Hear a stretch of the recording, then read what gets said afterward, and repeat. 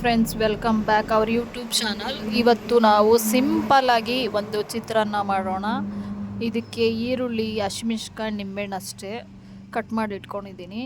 ಪಾತ್ರೆಗೆ ಎಣ್ಣೆ ಹಾಕಿ ಸಾಸಿವೆ, ಜೀರಿಗೆ, ಮೆಣಸಿನ್ಕಾಯಿ, ಬೆಳ್ಳುಳ್ಳಿ, ಕಡಲೆಬೇಳೆ, ಬಟಾಣಿ, ಈರುಳ್ಳಿ ಎಲ್ಲ ಹಾಕಿ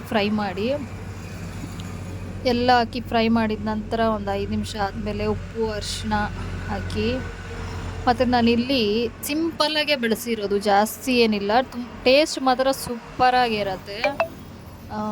ನೀವು ಟ್ರೈ ಮಾಡಿ, ಚೆನ್ನಾಗಿರುತ್ತೆ.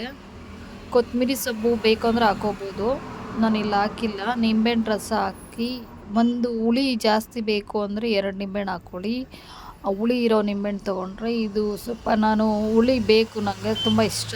1.5 ನಿಂಬೆಹಣ್ಣು ಹೋಳು ತೊಗೊಂಡಿದ್ದೀನಿ, ಅಂದರೆ 1 ನಿಂಬೆಹಣ್ಣು ಫುಲ್ಲು, ಅರ್ಧ ನಿಂಬೆಹಣ್ಣು, 1.5 ನಿಂಬೆಹಣ್ಣು ತೊಗೊಂಡಿದ್ದೀನಿ.